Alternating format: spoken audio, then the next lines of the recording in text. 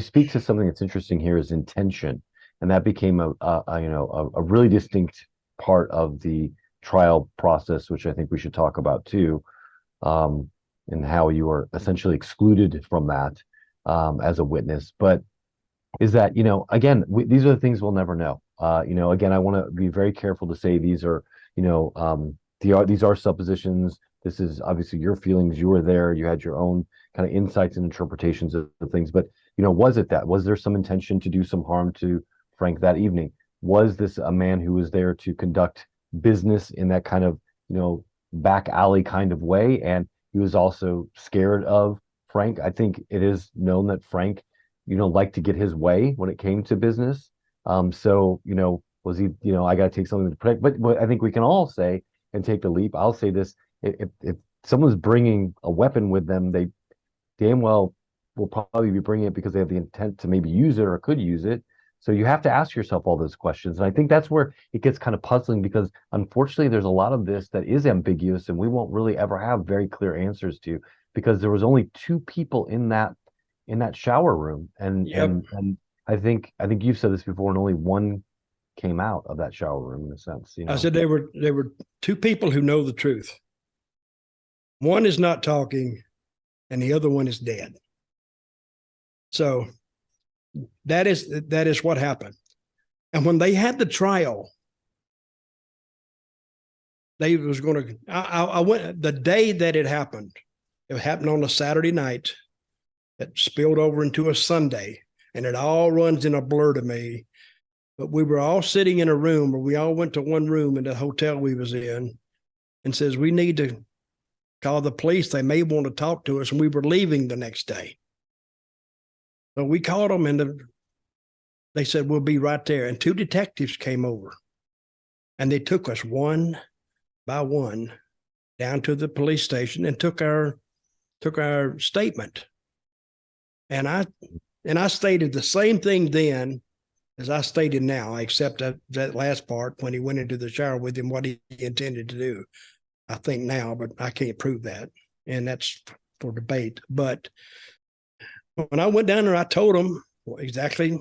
I've told everybody here on this podcast today, and you, and I've told you this before.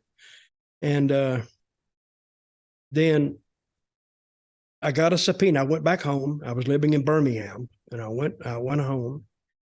And everybody in the wrestling business, news travels fast. Everybody knew it.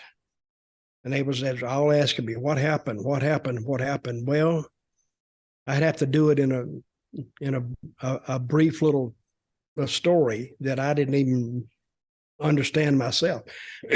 But I got a subpoena finally. The first trial was delayed and put off. The second trial, I got a subpoena. But by the time I got the subpoena, I already knew the verdict. They had mailed it late, and mail travels so slow. I got it on a Tuesday, and they had the trial on a Monday. And I heard they had the trial, and it was a really short trial. And when the jury went back, they deliberated 45 minutes, an hour, and came out with a verdict of not innocent or guilty, but not guilty by reason of self-defense, because that's what he claimed. And the reason being is because the jury were all Puerto Ricans. And Brody was painted on that TV as a wild man, right, a crazy man. So when his defense attorneys got up, everybody watches wrestling there. They knew Brody was this wild, out of control guy. And this Puerto Rican guy, they go into a shower and they have a fight, and they believe that he brought the knife with him for self-defense. And we would have to be a not guilty verdict. It's got to be a 12-0 vote of not guilty. It has to be unanimous. Otherwise, it's a hung jury. So he'll never be tried for this again. Double jeopardy. They can't try him for it again. But I think Invader was a babyface, a good guy. So everybody sided with him. and I he think was just it's an not guilty. Yeah, and I think it was Dutch, an unfortunate example of art imitating life of what we talked about, that duality of character. I think what we know of Frank is that he was anything but that. He wasn't a wild man in this kind of No, uncontrollable beast. This is part of, the character. And I think people bought into that even in the legal setting of diving into what they felt was the perception of what happened that evening. And I think in a way it was maybe contributed to, um, you know, the outcome, unfortunately, is that I think perception or misperception. I think it did. Yeah. So let me ask you this, since I've told you all that. I don't know if I've told you all that before, but Yeah, no, there's some really interesting things. Thank you for sharing. I know, can I ask one question before you move on? Is yeah, when you're telling this, and again, I'm not meaning to pry in any way, but like, what does that conjure for you as you're kind of recollecting that? Because and also, how did that change? I mean, like, there's one thing when the stakes are so high, and yeah, you're going into environments like in Puerto Rico where, hey, anything can happen, and like you said, a lug nut can come flying at my head or something. But now it's like, wow, somebody, it's all fun and games until dot dot dot, till it, and then it, yeah, it was there a different? You said news travels fast. Did you feel a change, like a pervading specter of change across the industry post this incident? Could you feel that, or was that did it not impact like that, or what was your take, and how'd that affect you? not in the United States, no. Mhm. And down there, their business went to nothing because all the guys now, nobody wants to go because Right. if it could happen to Brody, wait a minute, it could happen to anybody. Yeah. But see, the difference was, I think people could understand if it was a fan that you got so worked up and he Sure. plunged the knife into. I've had a lot of knives come at me, Yeah. but they could. But in the dressing room against with one of your coworkers, Yeah. and then we've already covered that there was a backstory between those two.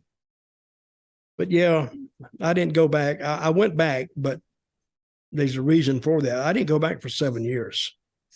And the Yeah. reason being Vince, WWF, had taken Mhm. over all the mom and pops. Texas was down. Texas was gone to go there to work. Florida was gone. Mid-Atlantic was gone. Everything in Minneapolis was gone. California was gone. Oregon was gone.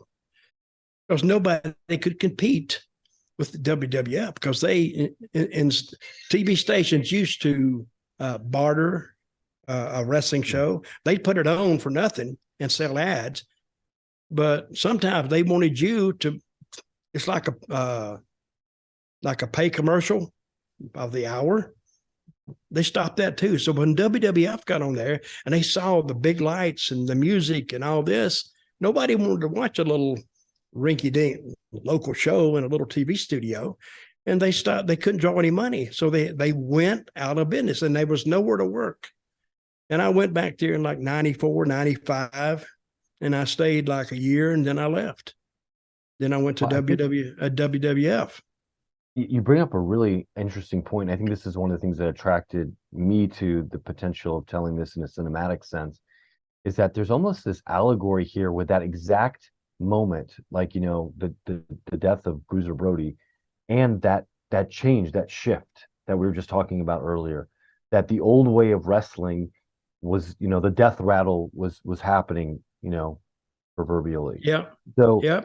and nothing would be the same again. And I think there's a really interesting association between that incident happening and whether it had any impact on it. That's not necessarily what I mean, but it's just it was like the death of an old way. And now we're going to enter this new era. And I think it's really interesting that it happened at that time period, because that was 1988. So, this is when the WrestleManias of the world were kind of really beginning to peak, and it became, the whole country was stopping to, and again, that corporatization of wrestling that we were talking about. And yeah, fascinating, because from then on, shortly thereafter, nothing would be the same again. And I think that's No, fascinating in itself.